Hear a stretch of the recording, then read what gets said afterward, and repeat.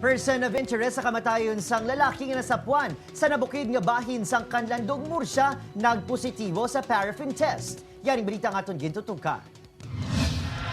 Nagpositibo sa paraffin test ang person of interest sa gintumod sa kamatayon sang 58 anyos sa si Alejandro Panganiban.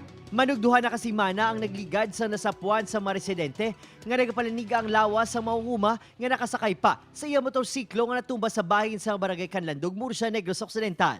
We will conduct further investigation to corroborate itong Pero ang circumstances nito ng kasong ito, that itong person of interest natin ay yung lagi niyang kasama to. Maluwas sa paraffin test, nagpositibo man sa ballistic examination ang ginapatihan armas sang biktima. Yung gingamit sang suspect sa pagtiro sa iya. May igos ang bala sa likod ang biktima. Natala naman niya ipadalom sa paraffin test ang iban pa nga natumod, posible imbulbado sa krimen.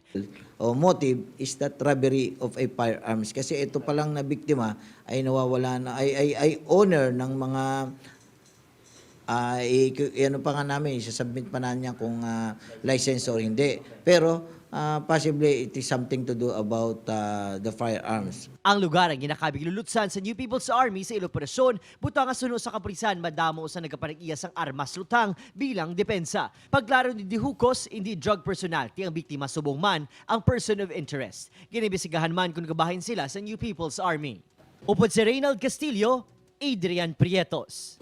One Western Visayas.